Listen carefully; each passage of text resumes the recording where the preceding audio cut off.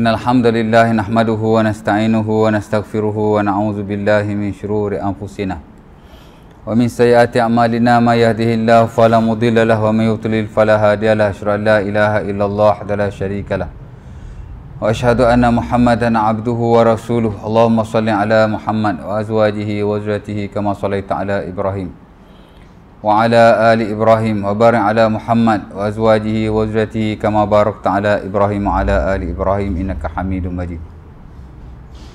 Syukur kepada Allah Subhanahu Wa Taala kerana pada malam ini dapat sama-sama kita berkumpul dan berjumpa sekali lagi untuk sambung perkongsian kita yang telah lalu. Lama tak nampak. Malam ni free pula.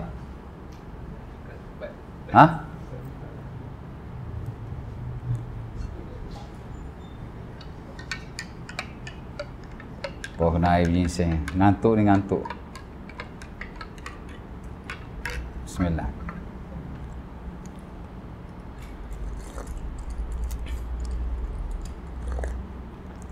Tak apa panas.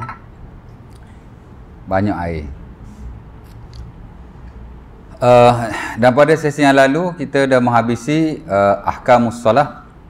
Hukum ahkam solat merangkumi yang wajib, yang sunnah, yang makruh, perkara yang membatalkan semayang atau solat dan perkara-perkara yang harus untuk dilakukan ketika solat.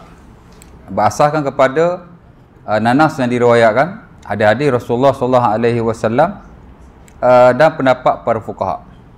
Ya. Sebagainya daripada mazhab Syafi'i dan sebahagian daripada mazhab-mazhab yang lainlah, ya. Baik. Dan kita dah masuk hari tu sikit tentang solatut tatawwu, preferable prayers, mana sembahyang yang volunteer, yang tak wajib lah. Itulah yang sunnah. Dan saya dah sebut sepakat para ulama sembahyang yang fardu, yang obligatory, yang wajib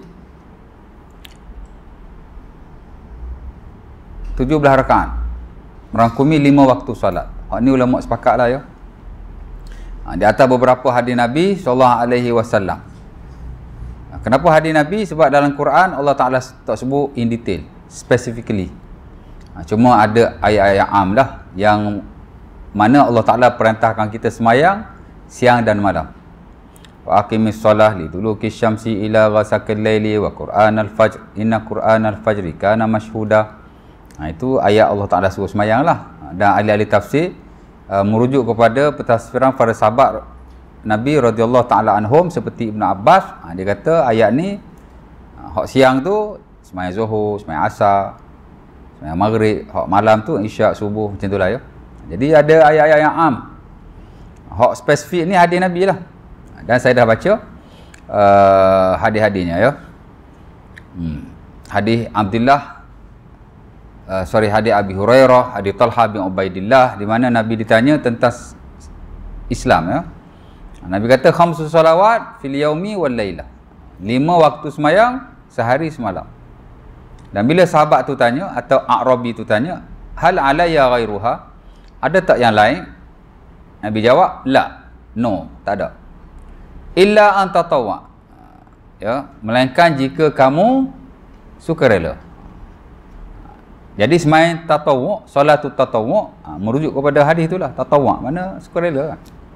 Ya, dan adalah beberapa hadis yang lain yang saya dah baca pada tuan-tuan. Jadi sepakat hak fardu, hak wajib, hak itulah, ya.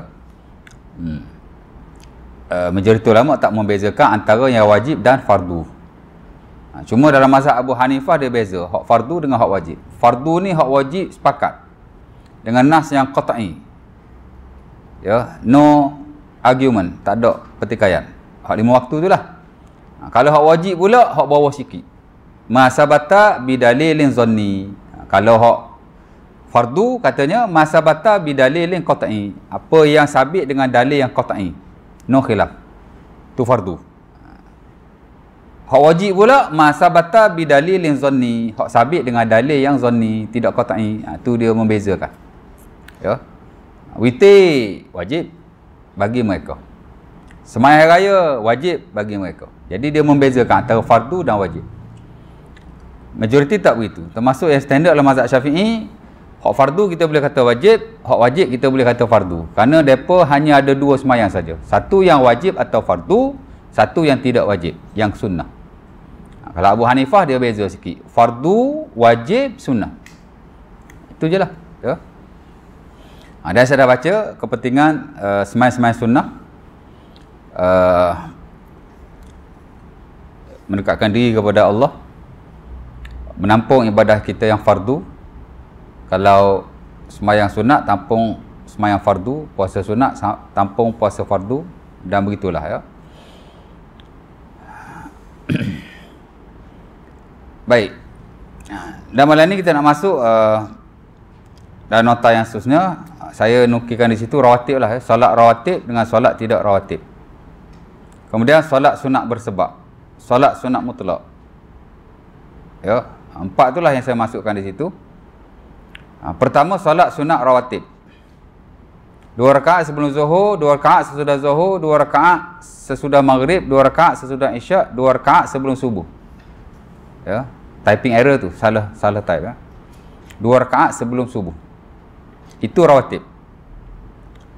Kemudian yang tidak rawatib, 2 rakaat sesudah zuhur, 4 rakaat sebelum asar, 2 rakaat sebelum maghrib, 2 rakaat sebelum isyak. Ya. Secara umumnya begitulah. Walaupun ulama dalam bab ni dia ada sikit sebanyak khilaf lah ya. Al-Imam Malik rahimahullah dia kata rawatib ni satu je. Sunnatul fajri, sembahyang fajar. Wal witru, dan witir. Bagi dia tu saja yang rawatib. Lain pada tu tidak rawatib. Kenapa? Kerana lam yatrukuhu Rasulullah sallallahu alaihi wasallam safaran wala hadara. Kerana Nabi SAW tidak pernah meninggalkannya sama ada ketika baginda bermusafir atau baginda bermukim. Berbeza dengan sembahyang lain yang mana Nabi tinggal. Witir itu termasuk qiyamul lail lah. Ya, Nabi tak tinggal. Jadi kata hak rawatib ni, lain itu tidak rawatib. Adapun majoriti kata selain daripada sunat subuh ada lagi rawatib yang lain. Hak itulah. Ya. 2 rakaat sebelum zuhur atau 4 rakaat. Pasal ada 2 riwayat. Dan ulama pun ada yang berpegang 2 rakaat sahaja yang muakkad, ada yang berpegang ke-4 qabliyah zuhur itu muakkad. Ya.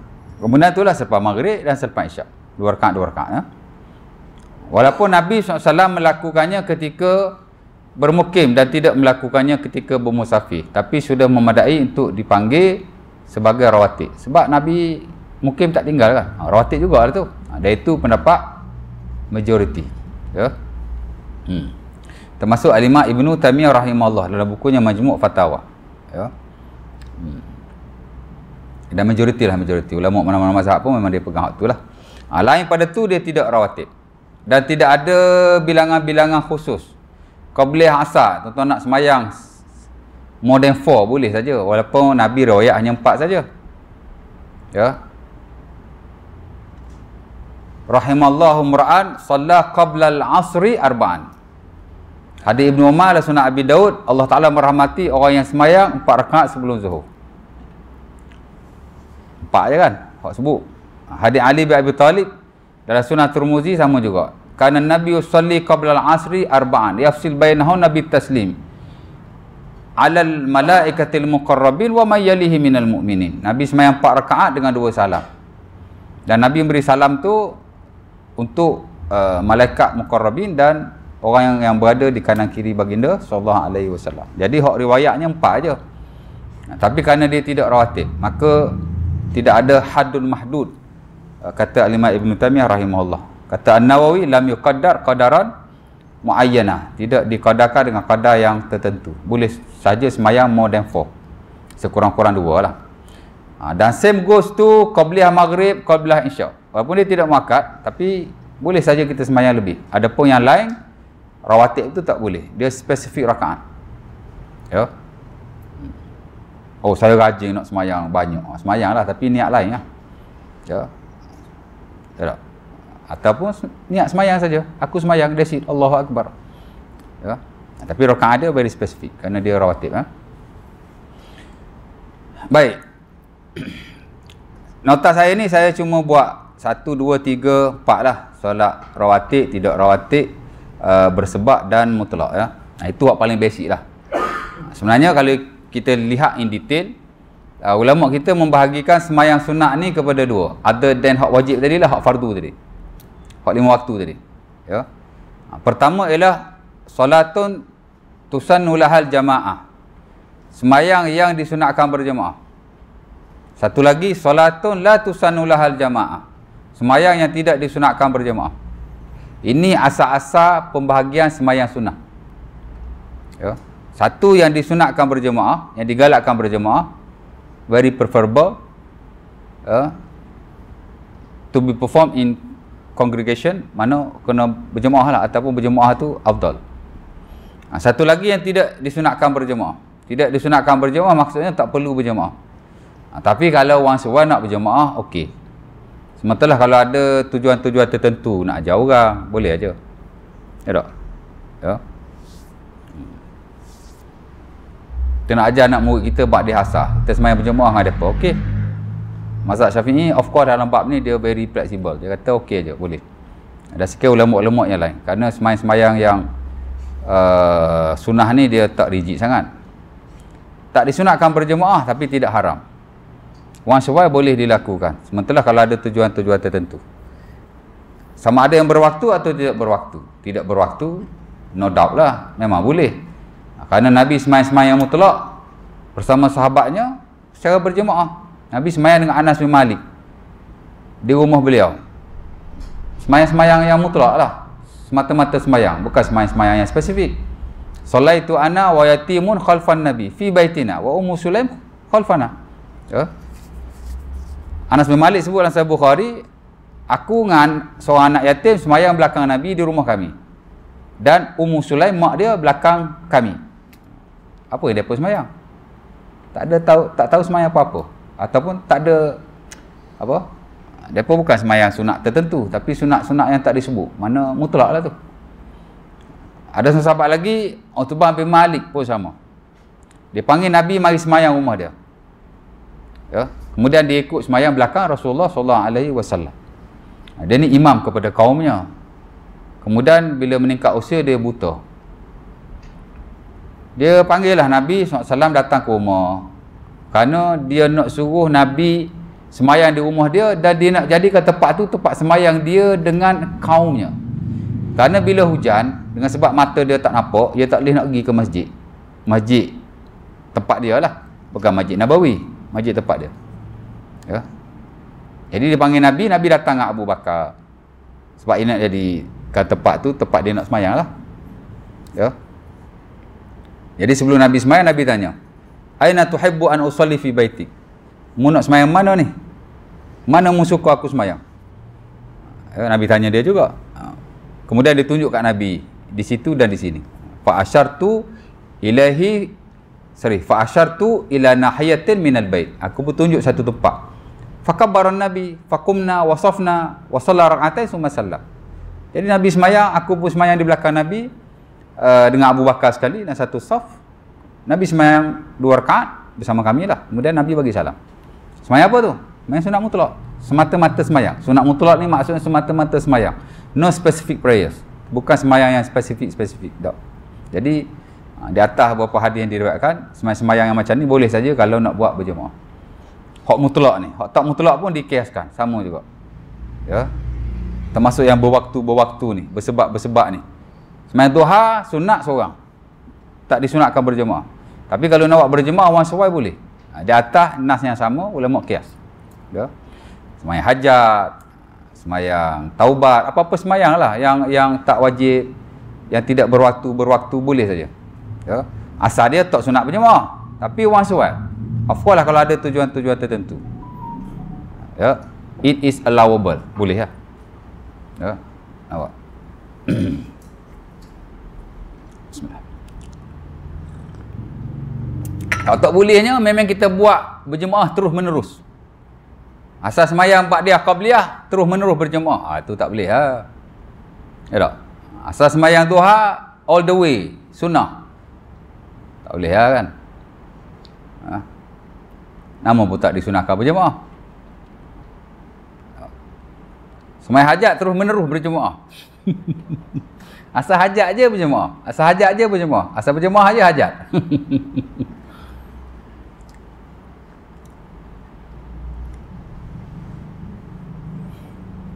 Boleh aja, tapi kita kena tahu ia tidak disunatkan berjemaah sama sekali. Kita ada hajat kita lah sembahyang. Ya tak? Ya. Tak perlu nak suruh-suruh orang sembahyang. Ya. Man kanat lahu hajatun ila Allah au ila ibni Adam au ila ahadin min abna'i Adam falyatawadda wa liyuhsinul wudu wa liyusalli rak'atain. Ya. Siapa-siapa yang ada hajat kepada Allah ataupun kepada mana-mana anak Adam, ambil wudu betul-betul, kemudian sembahyang 2 rakaat. Summa qala, kemudian berkata, la ilaha illallahul halimul karim, la ilaha illallahul, macam mana doa dia Syekh? La ilaha illallahul halimul karim, la ilaha illallah rabbul arsyil azim, la ilaha illallah rabbus bukan. La ilaha illallahul halimul karim, subhanallahi rabbil arsyil azim, alhamdulillahi rabbil alamin. As'aluka mujibati rahmatik wa azaima maghfiratik wal ghanimata min kulli bir was salamata min kulli ismin la tada' li zamban illa ghafartah wala hamman illa farajtah wala maridan illa syafaitah wala hajatan illa qadaitaha ya arhamar rahimin. Ya. Itu hadis sembahyang hajat ah. Satu tu ya. Mungkinlah ada jalan-jalan atau lafaz-lafaz yang berbeza, tapi hadis itu kembali pada Abdullah ibnu Abi Aufah dan Sunan Abi Daud dan selainnya. Dan dia hadis yang dhaif setahu saya bittifaqil ulama. Sepakat para ulama. Tapi kerana dia masuk dalam fadilah amal, bolehlah sembahyang, boleh aja ya. Yang standard mazhab Syafi'i of course lah boleh. Jadi kalau orang sembahyang hajat jangan kita kata bid'ah pula. Boleh aja. Fuqaha kalau tak sepakat pun memang majoriti mengharuskan. Mazhab Syafi'i of course lah standard ada sunnatul hajat di atas hadis itu. Ya.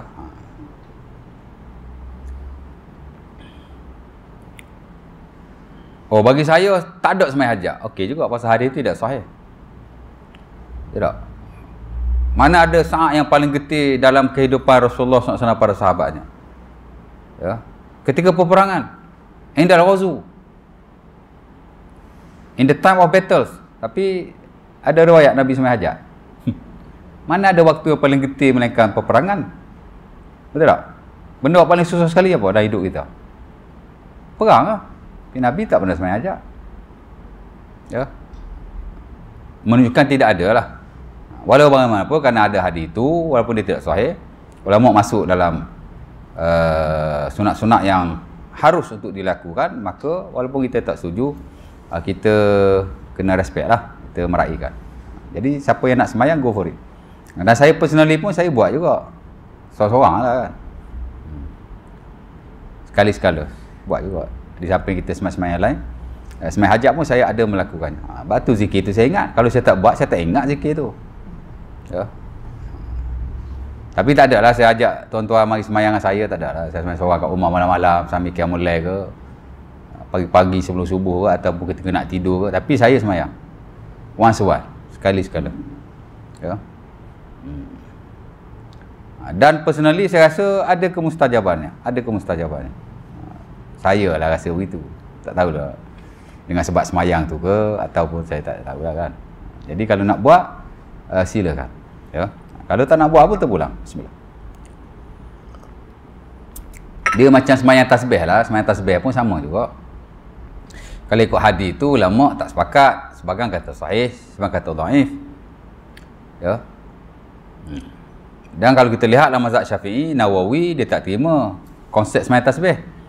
Kerana dia kata hayatus solah, sifat sembahyang tu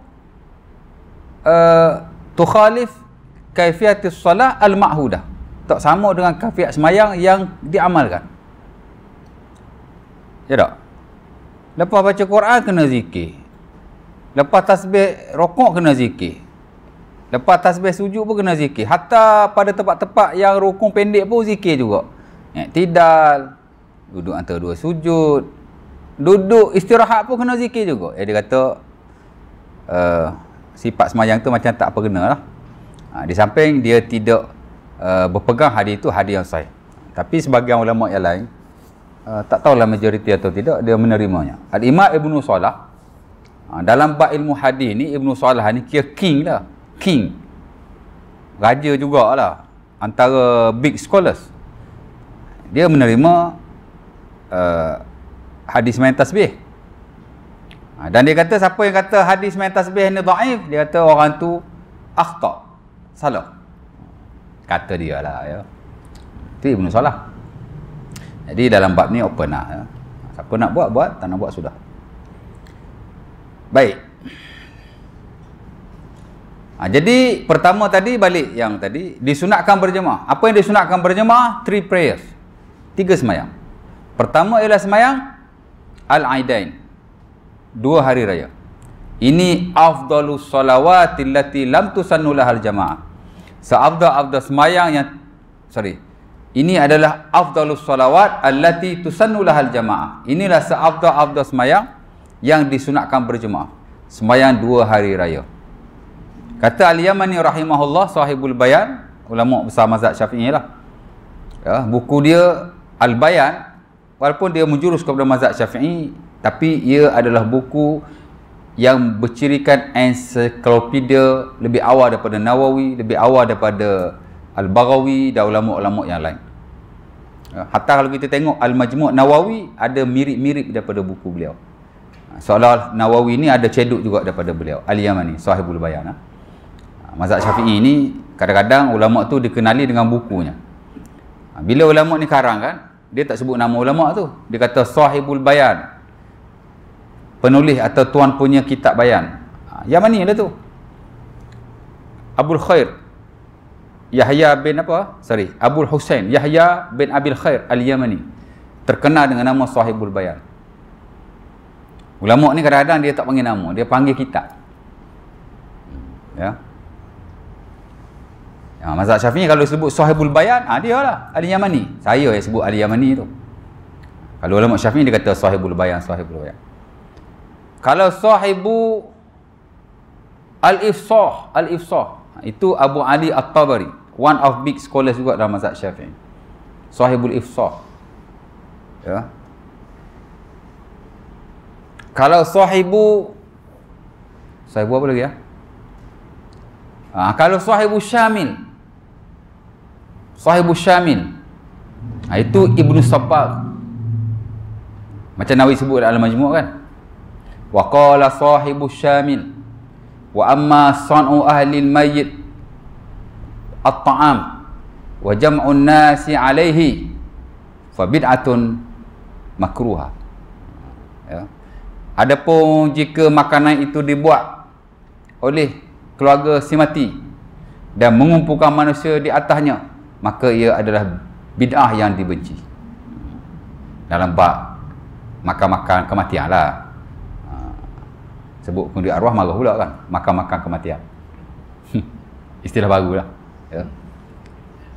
Jadi Nawawi sebut tu bukan kata-kata dia, tapi dia nukil daripada Sahibu Syamil. Berkatalah pengarang atau tuan punya Asy-Syamil. Syamil ni kitab Syamil. Siapa pengarang kitab Syamil? Ibnu Sabbagh. Ya. Ibnu Sabbagh ke? Tak silap saya Ibnu Sabbagh lah ya. Jadi ada setengah-setengah lah ya. Saya ni la uhaitu bi jami' kutubi Syafi'iyah. Saya tidaklah tahu belaka bab kitab Imam Syafi'i ni, mazhab Syafi'i ni. Tapi hak saya biasa jumpa tu Sahibul Bayan, Sahibul Syamil, Sahibul Ifsah, sahib macam-macam lagi ya. Mana ulama ni dia sebut nama kitab ya. Nak sebut Yamani tadi lah ya. Pasal apa sebut Yamani tadi ya? Pasal lagi sebut Yamani. Kata Al-Yamani pasal apa Al-Aidain ni dia lebih afdal. Nawawi pun sebut benda yang sama. Saya kira Nawawi ambil daripada Yamani kot. Ya. Sebab ulama ni, fuqaha ni kadang dia nukil-nukil aja. Nukil ulama sebelum pada dia. Ya. Kan? Jadi Nawawi nukil daripada hak sebelum dia. Antara yang sebelum dia ialah Yamani lah. Jadi kenapa sembahyang 2 hari raya adalah terafdal dalam bab sembahyang sunat yang digalakkan berjemaah? Kerana Pertama sekali, li'annahuma ratibatan biwaqtin. Kerana semayang ni dia ada waktu yang tetap. Dia macam rawatib juga. Fa asbah bil faraid, maka dia sama dengan yang fardu, seakan-akan yang fardu lah. Ya. Yang kedua katanya kerana ikhtalafa al ulama fi wujubihima aw sunnatihima. Kerana ulama tidak bersepakat adakah ia wajib, adakah ia sunnah. Ya. Jadi di atas beberapa dasar termasuk hak tadilah. Ada waktunya, ulama pun khilaf, ada kata wajib, ada kata sunnah. Jadi dia terafdal. Ya. Sementara Nabi SAW tidak meninggalkannya. Dan Nabi memang memberi penekanan semayang 2 hari raya lebih kepada semayang sunnah yang lain, of course lah, yang berjemaah. Penekanan macam mana? Kata Ummu Atiyah dalam Sahih Bukhari atau Muslim, semayang raya ni Nabi suruh mari semua, termasuk al-huyyat, wanita-wanita yang haid. Pasal apa wanita yang haid tak boleh masuk masjid? Kebiasaannya ulama berhujah dengan hadis yang diriwayatkan oleh Aisyah radhiyallahu taala anha dan Ali bin Abi Talib, yang diriwayatkan dalam sebahagian buku-buku sunan lah, macam Sunan Tirmizi, Abi Daud, tak silap saya ada dalam buku-buku sunan seumpama itu. Kata baginda, la uhillu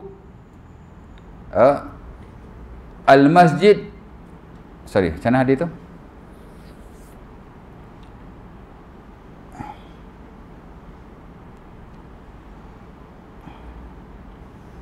Cek jap. Pangkal hadis tu mula-mula Nabi kata macam mana? Ujung tu Nabi kata, la uhillu hazal masjid li haid wala junub. Mula-mula sekali Nabi kata macam mana? Ustaz pun tak ingat juga. Tak sama hadis tadi. Ghayyiru hazal masjid la uhilluhu li haid wala junub. Rasa begitu hadisnya. La uhillu hazihil masajid. Taib dulu. Cek dengan Google lah. Boleh guna Google ke? Google Yahudi. Ya.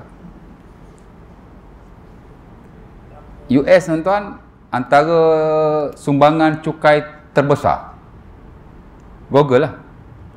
Lebih besar daripada cukai McDonald lagi. Jadi tuan-tuan boykot McDonald, Google pun tuan-tuan kena boykot juga. Boleh? Boleh boykot?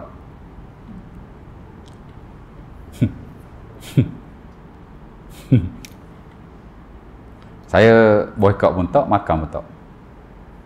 Saya tak suka fast food ni. Walaupun dulu saya kerja fast food, restoran manager fast food. Ya. Ni. Inilah uhillul masjid li haid wala junub. Itu dia punya hadis yang paling ringkas.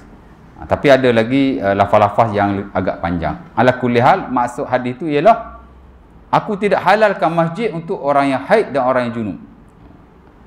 Ya. Hadis ini sebagian ulama kata dhaif, tapi sebagian kata hasan. Ada khilaf lah di situ. Yang diriwayatkan oleh Aisyah radhiyallahu taala anha. Ya. Dan Sunan Abi Daud. Banyak ulama guna hadis ni. Tapi hadis ni bukan the strongest one. Kalau kita lihat in detail. Hadis yang paling kuat ialah hadis Ummu Atiyah yang diriwayatkan oleh Sahih Bukhari atau Muslim, di mana Nabi panggil semua wanita-wanita turun sembahyang hari raya, termasuk yang haid. Cuma yang haid tu duduk belakang. Jadi dia kata dengan sebab haid ni dia tak boleh sembahyang, dia duduk di belakang musalla, tempat sembahyang tu. Ini bukan masjid, ini musalla, tempat sembahyang. Jadi musalla, tempat sembahyang yang lapang, padang tu pun Nabi tak bagi masuk, apatah lagi masjid. This is the stronger hadis. Hadis yang paling kuat hadis itulah. Sebab tu dalam bab ni ulama tak sepakat. Majoriti kata orang haid, orang junub tak boleh masuk masjid. Dulu saya dah pernah urai ni bab junub dulu ni, bab haid dulu ni. Ya. Tapi segelintir lah. Dia kata tidak ada halangan. Di antara tokoh-tokoh besar juga. Ya, antaranya Al-Imam Ibnu Munzir. Dia tak setuju orang haid, orang junub, termasuk nifas juga, tak boleh masuk masjid. Dia tak setuju. Kerana dia kata tidak ada hadis yang sahih. Kalau sahih sekalipun dia tidak soreh. hadis Ali atau Aisyah ni sahih, tapi tidak sahih. Ada khilaf lah, ada kata sahih, ada kata hasan, ada yang kata dhaif. Tapi kalau Ummu Atiyah tu memang sahih, tapi tidak sahih. Ya. Betul tak? Nabi suruh orang haid datang, orang haid duduk belakang. Sahih tapi tidak sahih. Tak sahih yang menunjukkan bahawa wanita tak boleh masuk masjid. Pasal itu musalla, bukan masjid. Ya. Dia duduk di belakang pasal dia tak boleh semayang. Takkan orang boleh semayang tak boleh semayang duduk depan. Confirm orang tak boleh semayang duduk belakang. Ya. Wa ta'tazilul huyat al-musalla. Itu dia punya teks. Adapun orang yang haid, dia diasingkan. Yang ni di bahagian belakang. Ya, dia tak boleh semayang. Sahih, tapi tidak sahih. Jadi dia kata tak ada strong evidence. Kata dia lah. Bukan kita nak suruh ikut dia. Tapi supaya kepala otak kita ni ada idea yang luas dalam bab ni. Betul tak? Dan kita ada ilmu yang lebih orang kata apa? Menyeluruh lah.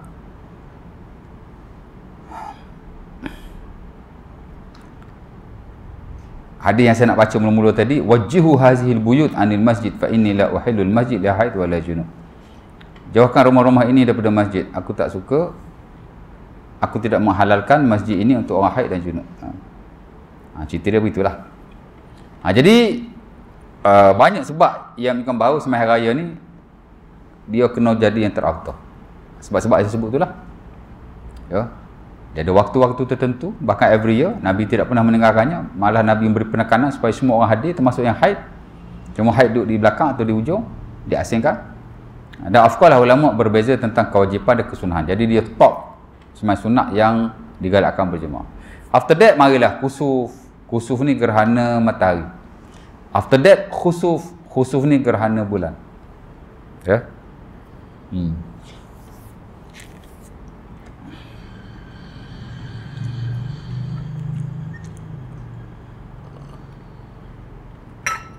Kemudian selepas itu istisqa, minta hujan.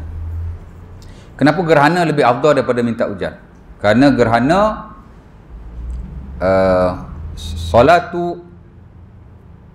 kerana gerhana li zikrillah, untuk berzikir kepada Allah. Kan Nabi kata idza ra'aitumuha fafza'u ila zikrillah. Bila kamu lihat ia, maka bersegeralah kepada mengingati Allah. Jadi tujuan sembahyang tu kerana zikrullah. Adapun istisqa ni li talabi rezeki, untuk minta rezeki. Ialah bila kemarau, rezeki tak ada kan. Haiwan pun tak boleh hidup, tanaman pun tak boleh hidup, rezeki. Jadi mana lebih afdal, zikrullah atau rezeki? Zikrullah lah. Sebab tu ulama susun tu alasannya begitu. Dua sunat raya, kusuf dan khusuf, gerhana matahari, gerhana bulan. After that istisqa. 3 atau 4 sembahyang ni tusannulahal jamaah, yang digalakkan kita sembahyang secara berjemaah. Seorang pun sah di sisi majoriti, termasuk yang standard mazhab Syafi'i. Sembahyang raya kita boleh sembahyang seorang, tapi tak afdal lah. Kalau Hanafi tak boleh sembahyang bersendirian. Bahkan tak boleh kita sembahyang selepas ia telah disolatkan oleh imam. Nak sembahyang saja-saja di rumah, imam tak sembahyang lagi, kita nak sembahyang dah tak boleh. Of course kalau imam dah sembahyang, kita pun tak boleh sembahyang juga. Lagi tak boleh sembahyang. Kalau sebelum lagi tak boleh sembahyang, selepas pun tak boleh, kena sembahyang berjemaah. Kalau miss pun tak boleh. Dia kira sudah habis waktunya. Oh, dia very straight. Tapi majoriti kata okey je, pasal dia sembahyang sunat kan. Ya. Okey, itu yang pertama. Yang kedua, as-salawat allati la tusannu lahal jamaah. Kata Nawawi, sembahyang-sembahyang yang tidak disunatkan berjemaah. Tadi selesai. Kemudian yang kedua, yang tidak disunatkan berjemaah. Yang tak disunatkan berjemaah ni, dia terbahagilah kepada beberapa bahagi. Pertama yang rawatib. Itulah 4 rakaat sebelum zuhur, 2 rakaat selepas zuhur, 2 rakaat sebelum maghrib, selepas maghrib, 2 rakaat selepas isyak, 2 rakaat sebelum subuh. Ya, itu rawatib. Hak muakkad-muakkad itulah. Sebagian ulama kata 10, sebagian ulama kata 12. Hatta dalam mazhab Syafi'i dua-dua standard. Ada sebagian ulama kata 10, ada sebagian ulama kata 12. Saya tak ingat the most standard. Hak paling standard hak mana saya tak ingat. Boleh cek dalam Muktamad Zuhaili. Saya ingat yang paling standard 10 rasanya. Tak tahulah, nanti saya cek balik. Itu pendapat majoriti para ulama. Walau bagaimanapun, di sana ada berbagai-bagai pendapat dalam bab ni. Ya. Al-Imam Syafi'i rahimahullah dalam Al-Buaiti dia kata yang muakkad, yang rawatib ba'diyah qabliyah ni 8 saja. Ya, 8 saja. Sunat isyak dia tak masuk. Saya tak tahu pasal apa, saya pun tak rujuk dalam Al-Buaiti, tapi ada disebut dalam buku-buku fiqh mazhab Syafi'i. Termasuk Al-Majmu' Nawawi, ya, Al-Bayan, Yamani dah ramai lagi. Dah ada ulama yang sokong juga, Imam Al-Khutri ni ulama besar Syafi'i terdahulu lah. Tapi dia tak tepat lah, kerana ada hadis kan selepas isyak. Ya. Jadi disebut oleh para ulama tak sebenarnya betul. Kerana di sana ada lagi pendapat-pendapat yang lain yang lebih tepat. Dan Imam Syafi'i dalam bab ni pun dia ada 2-3 pandangan. Ya, ada dia kata 8, ada dia kata 12 atau 10. Jadi 12 atau 10 tu lebih tepat. Ya, ada ulama kata 18, ada juga. Ya, Al-Imam Abu Ali At-Tabari dalam bukunya Al-Ifsah, dia kata 18. Bukan hanya 12 atau 10 yang kita sebut tadi, tapi dia tambah lagi 6. Itulah 2 rakaat selepas Zuhur. Dia kata lepas Zuhur 4 ni muakkad. Lepas Zuhur majoriti kata muakkad 2 aja. Kerana dirujuk hadis Ibnu Umar dan hadis Ummu Habibah, Aisyah juga yang diriwayatkan dalam buku-buku sunnah dah. Of course lah, Sahih Bukhari ada, Sahih Muslim ada. Ya. Tapi dia kata lepas Zuhur 2 tu muakkad juga. Jadi 4 juga muakkad lepas Zuhur. Pendapat dia, suka hati dia lah kan. Kerana dia kata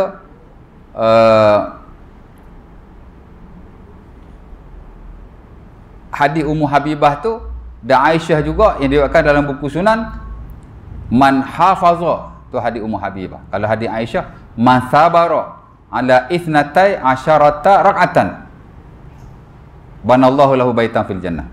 Siapa-siapa yang jaga 12 rakaat, kan, Allah Ta'ala membina baginya satu rumah atau satu istana dalam syurga. 12 memang hak tu lah hak majoriti pegang pun. Tapi dia pergi tambah hadis Ali bin Abi Talib yang 4 rakaat tu, jadi 16. Lepas tu selepas Zuhur tu dia ambil hadis Ummu Habibah yang ada dalam An-Nasa'i, jadi dia kata 18. 12 hak majoriti pegang, dia tambah lagi 6. Lepas Zuhur dia kata 4 tu adalah muakkad, dan sebelum asar pun dia kata muakkad juga. Majoriti kata tak, tapi dia kata muakkad juga. Ya.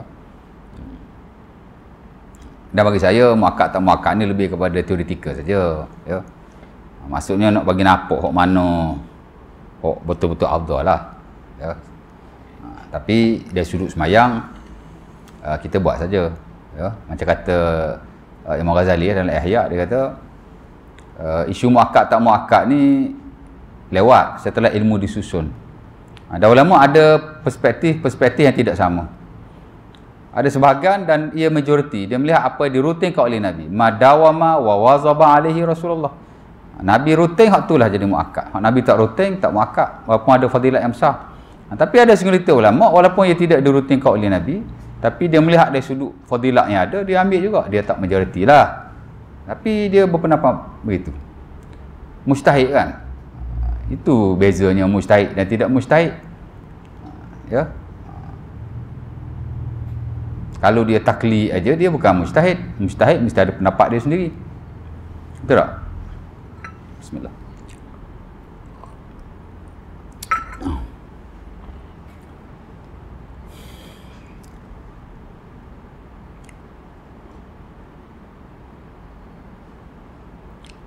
Okey, itu yang berwaktu lah, ya, rawatib. Satu lagi yang tidak disunatkan berjemaah ialah sembahyang tidak rawatib lah. Dan yang tak rawatib ni dia ada 2 pula, satu yang bersebab, satu yang tidak bersebab. Jadi gambarannya, rangka asalnya daripada hak sembahyang sunat tadi pecah 2, satu disunat berjemaah, satu tak disunatkan berjemaah. Yang tak sunat berjemaah pecah 2 pula, satu rawatib, satu tidak rawatib. Rawatib hak 12 tu lah. Hak tak rawatib pula pecah 2. Satu yang bersebab, Satu yang tidak bersebab. Yang tidak bersebab ni yang mutlak-mutlak macam tu lah ya. Okey, mana yang bersebab? Ya. Yang tidak rawatib tapi bersebab. Kita buat tu kerana ada sebab-sebab tertentu. Mana? Yang mana kalau tak ada sebab tu kita tak boleh buat lah. Sunat wudu. Ya tak? Itu bersebab. Sebab tu kita boleh sembahyang anytime, anywhere. Selain daripada kubur dah tandah lah. Selain daripada tu boleh aja sembahyang. Pada waktu-waktu yang dilarang pun boleh sembahyang. Kerana dia bersebab. Sebab dia tu boleh overrule atau overcross larangan yang ada. Larangan tu am, sebab ni khas. Bagi ulama yang melihat begitulah. Tapi sebagai ulama ia berpandangan berbeza. Dia kata sebab itu am, larangan itu khas. Terbalik pula. Macam Hanafi tuan-tuan, apa-apa sembahyang dalam waktu yang dilarang tak boleh sembahyang. Bersebab ke tak bersebab ke? Kerana dia kata larangan itu khas. Sebab dan tidak bersebab itu adalah am. Majoriti kata tak. Larangan itu am, sebab tu khas. Ya. Jadi waktu-waktu yang dilarang yang kita tak boleh sembahyang ialah sembahyang yang mutlak. Adapun sembahyang yang ada sebabnya boleh sembahyang. Of course lah kalau sembahyang yang ada waktu yang tersendiri. Termasuk qada bahkan. Mana sembahyang ada waktu tersendiri? Rawatib kau boleh habaq dia. Kalau kita tak buat, tertinggal atau seumpama kita nak sembahyang pada waktu dilarang boleh. Nabi larang sembahyang after asar, tapi lepas asar Nabi sembahyang. Buat dia zuhur yang Nabi tertinggal. Jadi larangan tu tidaklah mutlak. Ya, ada pengkhususannya. Antara pengkhususannya ni lah. Ada sebab. Qada fardu. Qada sunat rawatib atau tertinggal, boleh. Tapi kalau Hanafi tu dia tak boleh sembahyang. Pasal dia kata larangan itu khas. Ya. Ada member dia pergi Afrika. Lepas asar dia sembahyang. Lepas tu jemaah marah dia. Di Afrika. Ini hamba Allah di surau Al-Mahdi. Dia ni meja pencen tentera lah. Dia pernah pergi ke Afrika, dia sembahyang. Gaduh-gaduh dia kata dengan Afrika tu. Kata saya Syafi'i boleh sembahyang. Oh no, you cannot pray. Member jenis orang kampung juga. Dia tahu hak tu aja.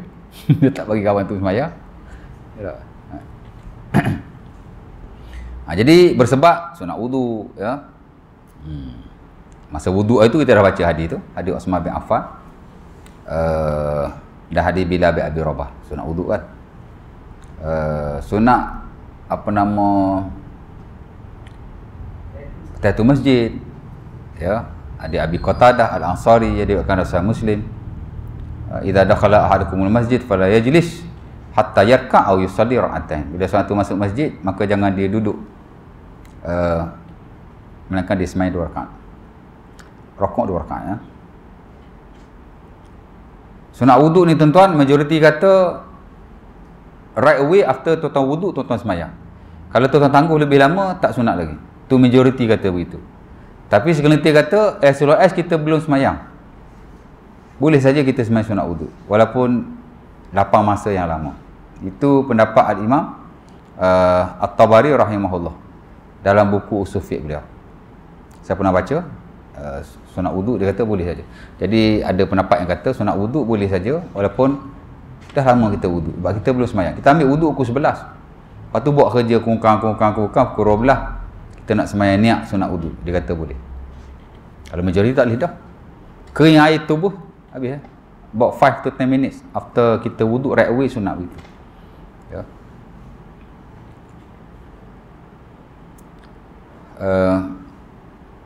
Jadi tahiyatul masjid apa?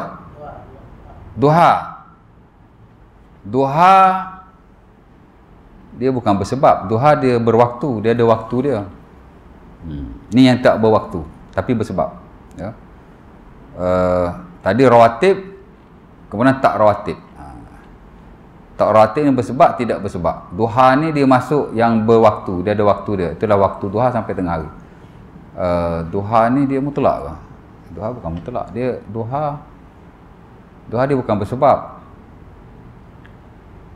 Sunat duha dia ada kategori mana? Saya pun lupa. Bersebab bukan bersebab. Berwaktu pun setahu saya dia bukan berwaktu. Dia sebenarnya mutlak rasa duha ni. Sebenarnya mutlak berwaktu ke macam ni? Duha. Tapi duha muakkad juga. Nanti jap. Sembahyang sunat wudu, sembahyang sunat tahiyatul masjid. Apa lagi? Sunat safa. Apa tu? Oh, ni. Bermusafir. Oh, ingat bulan Safar tadi. Terkejut saya. Sembahyang sunat Safar. Bulan Safar ada sembahyang ke? Ingat ada mandi Safar je. Sembahyang Safar ada juga. Itu Safar. Ini Safar. Musafir lah. Musafir. Kejut lah. Sembahyang sunat Safar. Musafir. Memang termasuk dalam sunah-sunah bermusafir ialah kita sembahyang sekurang 2 rakaat. Ya. Di atas umum hadis yang diriwayatkan oleh Sunan Al-Baihaqi daripada Abi Hurairah. Sebenarnya bukan bermusafir saja, kita keluar rumah saja sunat sembahyang 2 rakaat. Ya. Pasal Nabi kata, siapa-siapa yang sebelum dia keluar rumah dia sembahyang 2 rakaat, maka ia terjaga daripada makhrajas su, benda tak baik yang berlaku di luar. Dan bila dia balik pula, musafir ke tak musafir, janji dia keluar rumah, dia balik. Dia sembahyang 2 rakaat. Maka dia terpelihara daripada madkhalasu, benda tak baik yang ada dalam rumah. Ya. Jadi sementara ada hadis yang diriwayatkan oleh Jabir, di mana Nabi bila balik dari bermusafir, Nabi akan sembahyang 2 rakaat di masjidnya. After that baru Nabi balik rumah. Ya. Jadi boleh sembahyang. Ataupun ada galakan untuk sembahyang sunat before kita bermusafir. Dan keluar rumah juga. Keluar rumah juga. Apa lagi yang bersebab?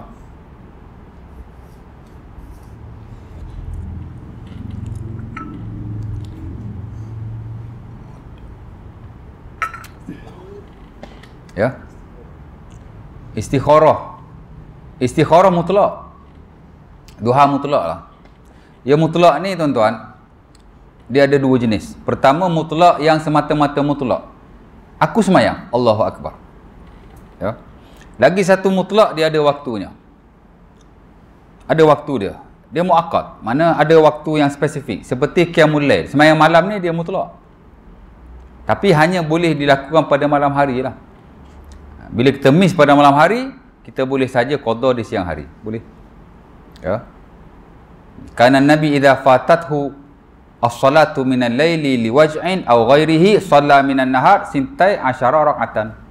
Kata Aisyah dalam Sahih Bukhari, Nabi SAW, Bukhari tak salah saya, ataupun Abi Daud, tapi very sahih. Ya. Ada yang maklum dan very well known, memang diketahui lah. Jadi Aisyah kata Nabi kalau dia miss sembahyang malam dengan sebab sakit atau seumpamanya, Nabi akan sembahyang di siang hari 12 rakaat. Malam biasa Nabi sembahyang ganjil. Tapi bila Nabi tak sembahyang, Nabi miss, Nabi akan sembahyang di siang hari genap. Kerana siang tak boleh ada 2 witir. Kita dah ada witir siang, maghrib. Jadi siang tak boleh sembahyang witir lah. Tak boleh sembahyang ganjil. Dia kena sembahyang genap lah. Ya, sekejap. Nak habiskan yang tu.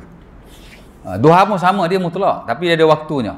Daripada waktu duha sampai qubailu az-zawal. Ya. Dekat waktu zuhur lah. 15 to 20 minutes before zuhur. Mana lebih kurang tu lah, dekat-dekat nak zawal. Qubailu zawal, mana hampir-hampir nak zuhur.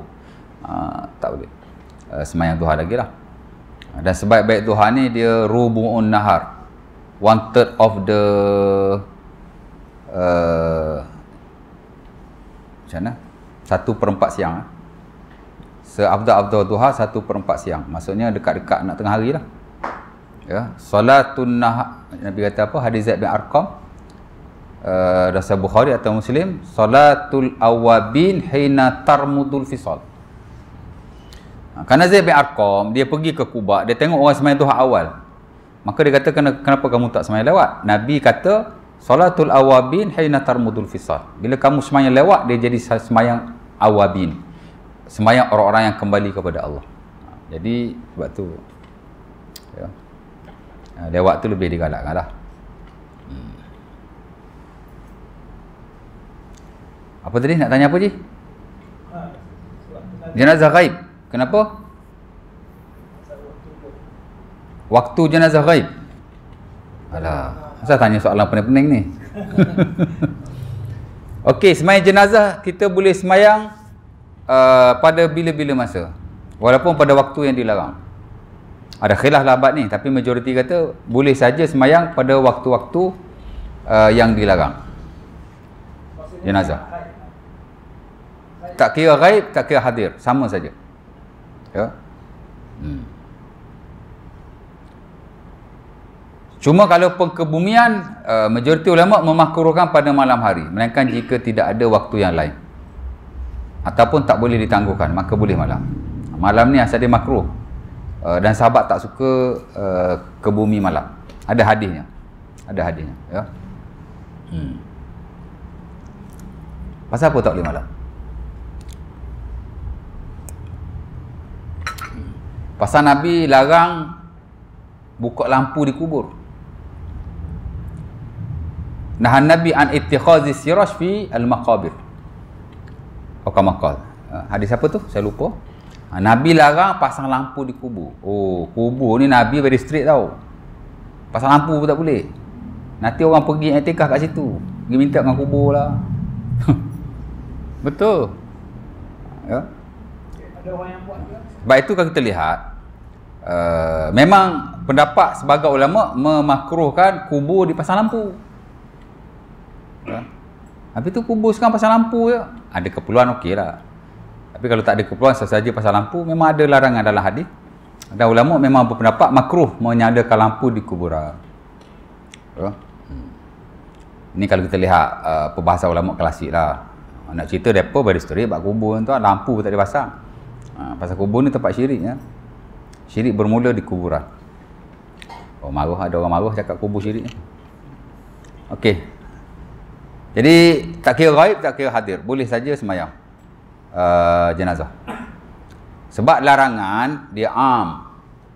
Dia dikhususkan oleh sebab-sebab yang spesifik.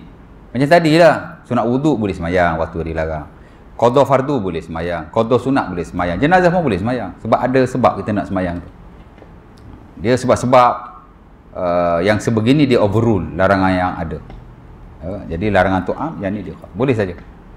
Baik, ha? Itu kita boleh masjid. Dalam masjid itu ada majlis. Majlis apa? Majlis ilmu lah. Okey. Jadi kita masuk masjid. Aha. Yang tahiyatul masjid. Ada tak? Afdal sembahyang tahiyatul masjid dulu. After that baru duduk dalam majlis ilmu. Walaupun ada sebagai ulama yang kata afdal masuk ke majlis ilmu. Tapi saya kira ramai para fuqaha yang menggalakkan kita sembahyang dulu tahiyatul masjid. Kerana ulama sebagainya mewajibkan. Idza dakhala ahadukumul masjid fala yajlis hatta yarka' rak'atain. Ya, hadis Abi Qatadah dan Sahih Bukhari atau Muslim, Nabi kata siapa-siapa yang masuk masjid, maka dia jangan duduk melainkan dia sembahyang 2 rakaat. Ada Abi Daud tapi maklumlah hadis tu dalam buku Sunan, dalam bab sembahyang sunat tahiyatul masjid lah. Nabi perintah tu. Bila Nabi perintah, wajiblah. Melainkan jika ada dalil yang menjatuhkan status dia daripada wajib kepada sunnah lah, dan tidak ada. Sahabat masuk dalam masjid, Sulaik namanya. Sahih Bukhari atau Muslim. Nabi suruh sembahyang dulu. Ya Sulaik, qum warka' rak'atain. Wahai Sulaik, bangun sembahyang dulu 2 rakaat. Tahiyatul masjid. Sebab itu bila imam bagi khutbah, kita tak boleh buat apa-apa. Nak sembahyang pun tak boleh. Yang boleh hanya sembahyang tahiyatul masjid bagi orang yang masuk. Ya. Al-Imam Abi Syuja' dalam matan beliau. Matan Abi Syuja' ni antara the most popular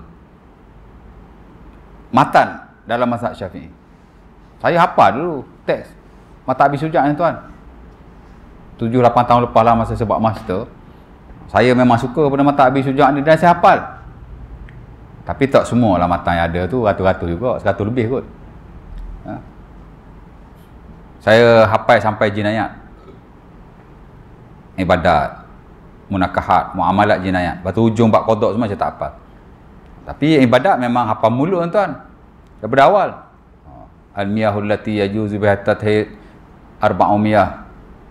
Ma'un tahir mutahhir. Saya hafal tu. Al-miyahul lati yajuzu biha tathhir. Lupa juga. Tapi dulu saya hafal betul. Ingat. Tapi dia sebut dalam tu, wa idza dakhala al-masjida wal imamu yakhtubu falyusalli rak'ataini wa yukhaffif fihima. Itu betul. Tengok saya hafal tu pasal saya ingat. Bila masuk ke dalam masjid, imam tengah bagi khutbah, maka dia sembahyang 2 rakaat dan dia ringan-ringankan padanya. Jadi dalam standard mazhab Syafi'i memang masuk, imam bagi khutbah, kita sembahyang dulu. Allah, setakat majlis ilmu. Khutbah dengan majlis ilmu mana lebih afdal? Nak tanya? Khutbah lebih afdal lagi daripada majlis ilmu. Kita duk mengajar, duk kuliah apa gitu gini. Kena sembahyang juga. Setakat majlis ilmu, of course lah kan. Standard mazhab Syafi'i memang kita disunatkan tahiyatul masjid dulu. Dan setahu saya itu majoriti para ulama. Mungkin adalah pendapat-pendapat individu tertentu, ulama-ulama tertentu yang dia kata galak duduk di majlis ilmu. Ada, mungkin. Saya rasa ada lah. Takkan ustaz pandai-pandai kan. Ada ustaz kata, duduk majlis ilmu lebih afdal. Dia bacalah hadis tu, hadis ni, hadis yang umum-umum lah. Tapi yang very related to that circumstances ialah sembahyang dulu. Dan Nabi pun, dulu saya pernah baca hadis al-musi' fi solah. Hadis number 1 lah dalam bab sembahyang. Nabi tegur orang tu sembahyang tu kan. Bila Nabi duduk bersama sahabat dia masuk, dia sembahyang dulu. Kemudian dia baru datang jumpa Nabi. Bila dia datang jumpa Nabi, baru Nabi kata, irji' fasalli fa innaka lam tusall. Pergi balik sembahyang, kamu tak sembahyang tadi. Pasal apa Nabi kata begitu? Sebab Nabi tengok dia sembahyang. Dia masuk masjid, dia sembahyang dulu. Ya. Tahiyatul masjid ke, bukan tahiyatul masjid ke? Dia sembahyang dululah cerita dia. Kemudian baru dia mari pak Nabi. Sembahyang dulu lah. Siapa tanya dia? Abangnya? Sembahyang dulu lah. Itu lebih sunnah insya-Allah taala. Boleh ada soalan lagi? Sejam Masya.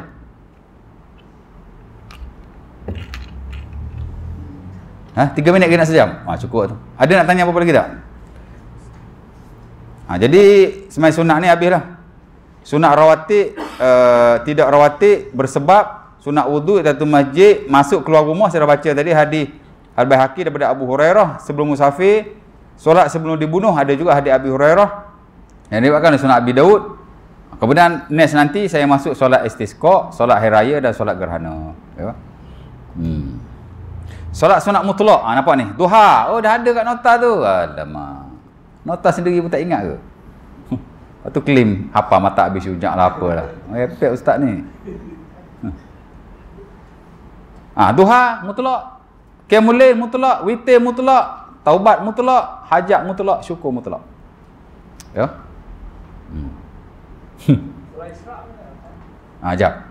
Jadi next nanti saya hurai sembahyang istisqa, hari raya dan gerhana. Mungkin saya ambil 2 kuliah kot.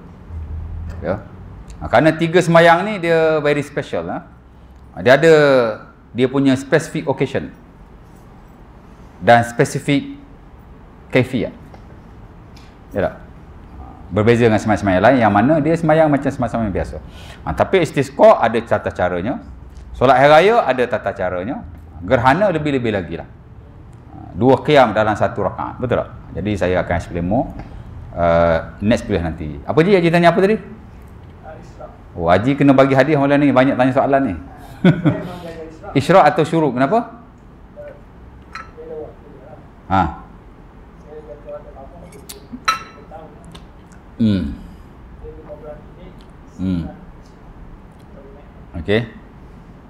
Okey, dah habis tanya. Okey, pertama sekali kita nak kena tahu zaman Rasulullah SAW tak ada jam. Ya. There was no watch, tak ada jam. Jadi kalau kita kata 5 minit, 10 minit, 15 minit, ya, itu adalah perkiraan kita. Zalika takdiruna, orang Arab kata. It is our calculation. Kita yang calculate begitu. Sebab tu dulu ada seorang, tak tahulah Pak Kiai ke, Pak Ustaz ke, Pak Lebay ke, tapi Malaysia kita pula belah-belah hujung mana kan. Dia kata kalau nak minta hajat dengan Allah semayang di tengah malam, qiyamul lail. Betul tu. Ya. Tapi dia kata waktu mustajab, dia kata pukul 4 pagi je. 4 pagi. Betul-betul 4 pagi. Oh, mana dia tahu. Zaman Nabi mana ada jam. Dia gerai aku. Budak-budak saya kepala lah. Malam ni akhirul lail, end of the night, memang waktu yang paling afdal lah. Ya. Pukul 3-4 pagi onwards ke depan ya. Tapi jangan kata pukul 4 pagi. Oh, ini waktu yang paling mustajab, paling mustajab. Mana ada jam zaman dulu ya. Sebab tu saya sebut tadi. Duha sampai Qubailu zawal, dekat nak zawal tu saya lihat ada ulama kata 20 minit, ada kata 15 minit. Pasal minit-minit ni benda baru. Betul tak? Sama juga yang Haji cakap jadi. Syuruk ni 10 hingga 15 minit after masuknya waktu yang dibenarkan solat. Itu kita punya takdir lah. Maknanya bila matahari naik sekadar satu hasta, masuknya waktu syuruk, waktu yang kita boleh semayang tu, waktu duha tu kan. Kalau kita tengok takwim tu dia beza syuruk dengan duha. Sebenarnya waktu kita boleh semayang tu, kita dah boleh semayang duha. Waktu tu start duhanya. Ya. Syuruk ni sebenarnya ulama khilaf. Ada sebagian ulama kata there is no syuruk. Tak ada syuruk. Dalam konteks mazhab Syafi'i ada. Tak silap saya kalau tak Imam Ibn Hajar Al-Haytami ataupun Syihabuddin Ar-Ramli. Salah seorang lah dia kata tak ada syuruk. Ya ada duha. Ya. Bila masuk waktu yang dibolehkan semayang, bermulalah waktu duha, yang ada semayang duha. Semayang syuruk tu ialah duha di awal waktu. Sebab tu kita lihat dalam buku mazhab Syafi'i tak semua sebut syuruk, tak semua. Jarang lah saya banyak baca buku mazhab Syafi'i, tak semua sebut syuruk. Takkan jumpa. Tapi duha memang semua ada. Ya. Jadi ulama khilaf, ada semayang kata no syuruk. Tak ada semayang sunat syuruk atau semayang sunat isyraq. Yang ada ialah duha. Kalau kita semayang di awal waktu, itu duha di awal waktu. Kalau kita semayang di tengah waktu, itu duha di tengah waktu. Kalau kita semayang di hujung, itu duha di hujung waktu, which is afdal. Mana waktu yang panas tu kan. Tapi ada segelintir, dia kata ada syuruk. Syuruk ni ialah waktu awal bila boleh kita semayang. Bila matahari dah naik tu, masuk waktu yang boleh kita semayang tu, ya, biasa 20 minit lah lepas matahari naik. Matahari dah naik kan, sekadar satu hasta, orang tua kata satu galuh. Biasa 20 minutes after matahari naik, dah masuk waktu kita boleh semayang. Waktu duha dah tu. Dia kata ada syuruk. Tapi 10 to 15 minutes atau 5 to 10 minutes masa matahari dah naik lepas waktu harus tu. Lepas tu tak ada syuruk lagi. Yang ada hanya duha. Ada kata begitu. Jadi kalau tuan-tuan nak semayang syuruk, boleh saja semayang syuruk waktu tu lah.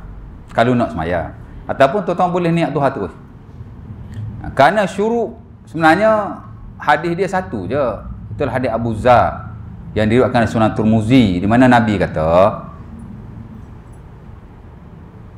bila kamu sembahyang subuh berjemaah, after that kamu zikir kepada Allah, dan bila matahari naik boleh untuk kamu sembahyang, mana waktu harus tu kamu sembahyanglah 2 rakaat. Kutibalahu hajjun wa umratun tamatan. Setengah riwayat kutibalahu hajjun tamah. Macam itulah buku hadis dia. Saya tak ingat in spesifik. Nabi kata bila kita buat begitu, sembahyang berjemaah, zikir pada Allah, bila waktu boleh sembahyang, kita sembahyang 2 rakaat, maka ditulis baginya pahala haji dan umrah sempurna kata Nabi. Itulah hadis sembahyang syuruk. Jadi hok ambil kata sembahyang syuruk ni sunat, dia pakai hadis itulah. Dan sebagian yang tak ambil hadis itu sebagai syuruk, dia kata duha bukan syuruk. Cerita dia macam itulah. Tapi kalau nak sembahyang, you are welcome. Boleh sembahyang syuruk. Bila masuk waktu harus tu, sembahyang di awalnya 5 to 10 minutes ataupun 10 minutes to 15 minutes masa tu sembahyang syuruk, isyraq. Saya personally, saya tak pernah sembahyang isyraq ni. Saya sembahyang duha aja. Tapi kalau nak sembahyang boleh. Ada ulama yang mensunahkannya. Dalam mazhab Syafi'i ada yang mensunahkan, ada yang tidak mensunahkan.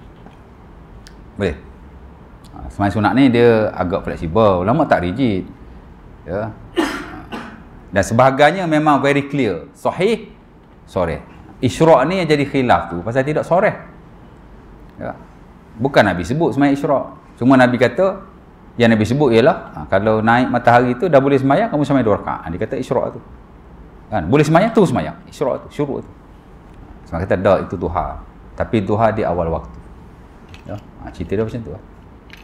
Boleh? Ada soalan lagi? Ustaz, tadi yang hadis yang sepuluh tu. Ha? Dia berjemaah ke boleh bersama? Itu sembahyang seorang. Itu sembahyang tidak disunatkan berjemaah. Sembahyang duha atau isyraq, dia termasuk dalam sembahyang sunat yang mutlak yang tidak disunatkan berjemaah. Tapi dia tak perlu solat subuh berjemaah. Ha? Dia tak perlu solat subuh berjemaah. Untuk dapat fadilat tu dia kena sembahyang subuh berjemaah lah. Tapi untuk sembahyang tu dia tak syarat subuh berjemaah. Tak? Bila habis waktu witir? Okey, witir ni ada dua pendapat. Pertama, witir ni sampai sembahyang subuh. Pertama, witir ni sampai waktu solat subuh saja. Bila dah masuk azan subuh, there is no more witir. Tak ada witir lagi. Ya? Kerana Nabi sebutlah hadis Aisyah yang diriwayatkan dalam sebahagian buku sunan. Tak saya dalam Sahih Bukhari ada, Muslim ada, macam tu lah ya. Nabi kata sembahyang witir ni daripada waktu isyak sampai tulu'il fajri. Ya, salatul witri min salatil isya ila tulu'il fajri atau kama qala. Sembahyang witir ni daripada sembahyang isyak sampai kepada sembahyang subuh. Waktu subuh. Azan subuh tu. Masuk waktu subuh. Tak boleh. Ya, dah saya ingat majoriti kot, tak saya rasa majoriti berpegang begitu. Walau bagaimanapun ada segelintir kata witir ni tak habis dengan azan subuh jika kita tertidur. Ya. Dan itu yang disebut dalam buku-buku fiqh kontemporer yang kita lihat lah ya. Hatta dalam Tamamul Minnah Al-Azazi yang menghuraikan buku fiqh Al-Albani lah. Boleh sebut Al-Albani ya? Oh, mau ada Al-Ji Al-Albani ya? Saya tak pastilah jap. Saya tak pasti dalam buku-buku fiqh yang lain. Tapi ada sebut juga di mana sebagai ada disebutkan di mana sebagai ulama kata witir ni kalau kita tertidur jaga-jaga dah azan subuh. Kita boleh saja witir. Kerana ada hadisnya. Dah hadis tu sahih. Saya tak ingatlah kitab sunan mana. Di mana kata Nabi man nama an salati witrin au nasiyaha falyusalliha iza zakaraha aw intabaha ilaiha atau kama qala. Siapa-siapa yang tertidur daripada witir atau melupakannya, terlupa, tertinggal, maka dia solatlah bila dia teringat atau dia terjaga. Jadi based on that hadis, kita terlewat kan, terjaga. Witir tak sembahyang lagi. Boleh saja kita mandi, kita sembahyang. Kita mandi, kita ambil wuduk, and then kita sembahyang witir dulu. After that baru kita sembahyang subuh. Dia kata boleh saja. Adalah pendapat tu. Kalau nak amal dia is okay. Boleh aja. Ya. Tapi sebaik-baik witir ialah before azan subuh. Tu sebaik-baik witir. Apa dia? Ya. Saya pernah dengar hadis yang kata dia solat atas kenderaan tapi solat pagi yang naik kuda masuk lecak ke apa? Kenapa? Dulu dia solat pagi lah atas kenderaan. Aha. Saya dengar solat sunat dia yang boleh solat atas kenderaan. Sembahyang fardu atas kenderaan.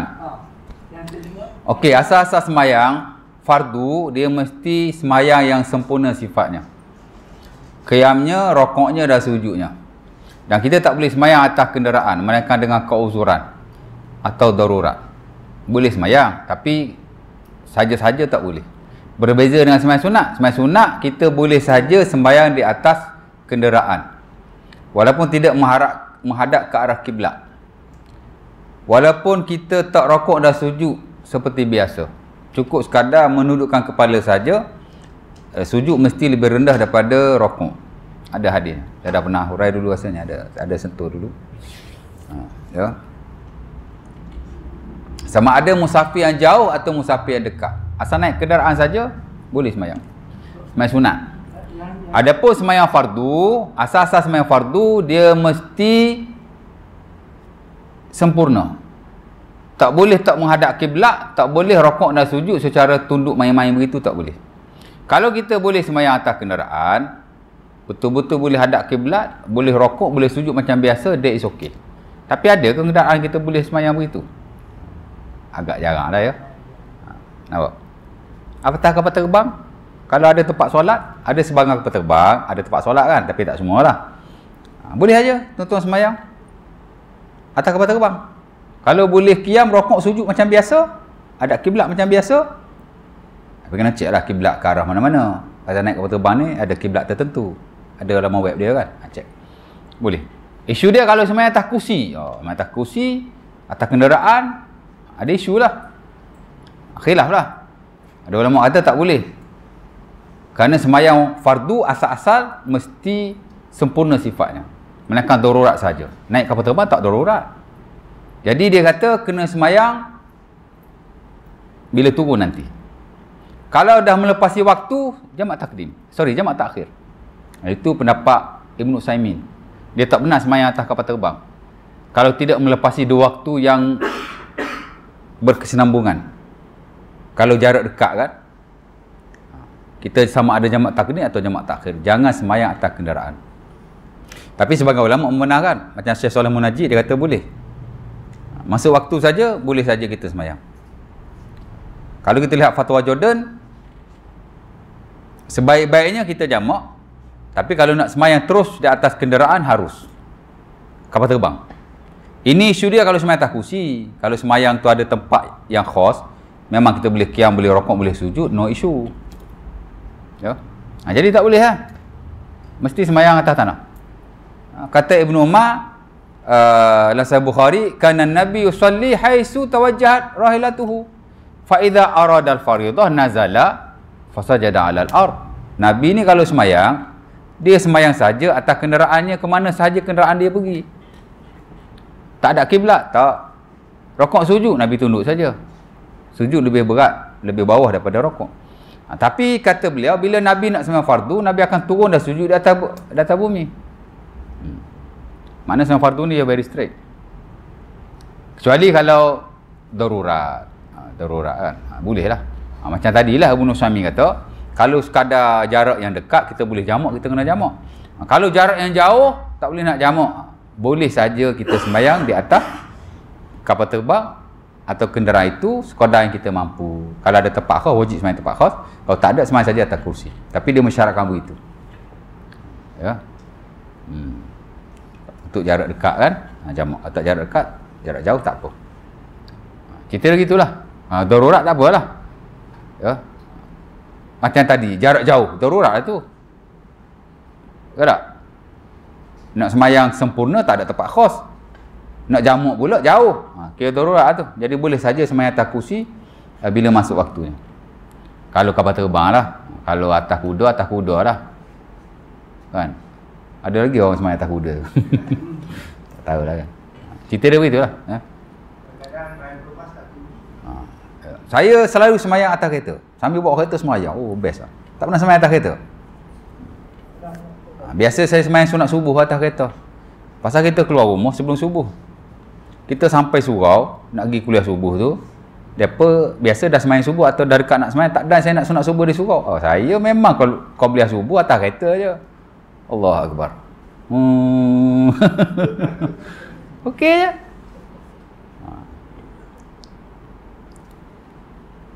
Tapi semayang sunat lah ya. Tetapi laju sekarang. Aha.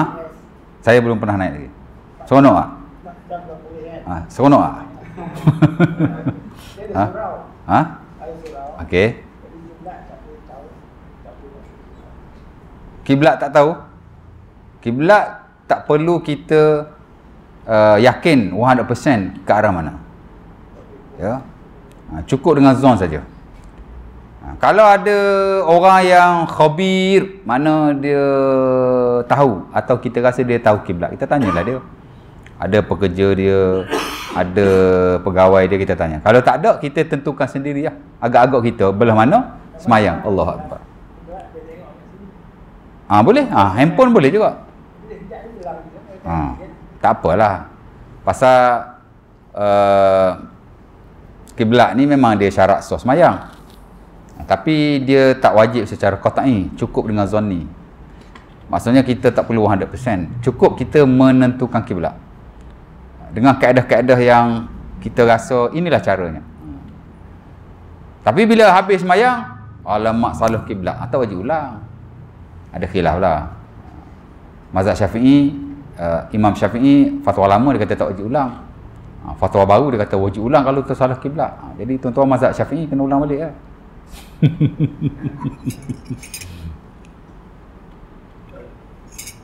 Saya tak tahulah, saya jarang naik kenderaan jauh-jauh ni. Tak tahulah kan, kiblat hilang lah tak hilang lah, tak tahulah kan. Ya. Tapi sembahyang sunat tak ada isu dia sembahyang wajib lah, sembahyang wajib, sembahyang fardu. Ya. Betul Ustaz, orang yang masuk ni tak dijadikan imam kalau gitu pun. Okey. Rasa dah pernah hurai dulu kot, 2-3 bulan lepas kan. Ada isu timbul dulu tu. Siapa yang keluarkan isu tu dulu Bulan 5, bulan 6 gitu. Ada orang tanya dulu. Ada viral juga isu tu pasal apa Ada ustaz duk cerita macam mana. Okey, cerita dia bila kita masbuk, mana kita lewat lah. Ya. After imam bagi salam, kita bangkit semayang sendiri kan. Orang belakang mari, boleh ikut tak? Ulama tak sepakat. Sebahagian membenarkan, sebahagian tak benar. Ya. Saya ingat 4 mazhab ni ada 4 pendapat lain-lain. Dan mazhab Syafi'i dalam bab ni yang the most flexible, hak paling ringan sekali. Boleh saja kita bermakmumkannya. Boleh saja. Tapi sebahagian lain kata tak boleh. Macam Hanafi, tak boleh langsung. Tak boleh langsung. Mana tak sah semayang begitu. Kerana kita dianggap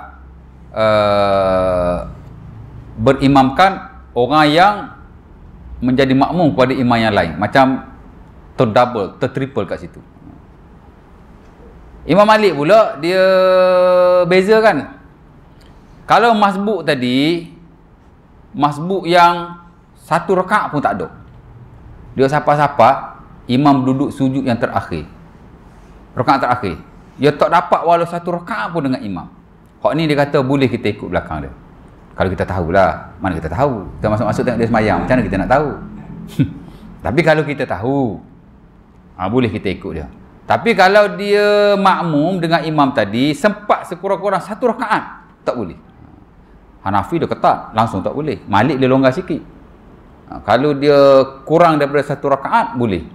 Kalau 1 rakaat dan ke atas, tak boleh. Syafi'i dia very flexible, boleh. Sebab tu saya kalau sampai, saya ikut je belakang. Sebab dalam hal ni dia tak ada nas. Betul-betul ijtihad. Suli ijtihad. Mana setahu saya tak ada nas lah. Dan kata ulama yang tak benar tu, dia kata tak ada riwayat sahabat ikut di belakang sahabat lain yang masbuk. Agak strong juga tu.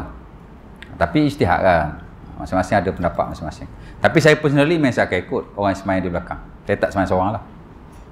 Ya, tuan-tuan pun boleh melakukannya. Dan saya ingat kelaziman lah kita biasa kalau kita lewat, kita akan ikut belakang. Sebab tu kalau imam wirid kuat-kuat, kita marah juga pasal kita tak boleh nak ikut. Ya tak? Tak dengar. Imam depan tak dengar pasal kuat sangat kan. Wirid kuat sangat, kita nak ikut imam yang baru tak boleh. Sebab tu bila jadi imam tu jangan kuat sangat. Kita kat belakang tu ada jemaah-jemaah baru ya. Payah kat cakap tu kan. Kita buat zikir kuat ni dia sensitif juga. Padahal tak sensitif pun. Okey. Ada soalan lagi? Cukup tu perut dah lapar ni. Jadi setakat tu dulu insya-Allah taala aku lukul azza. Assalamualaikum warahmatullahi wabarakatuh.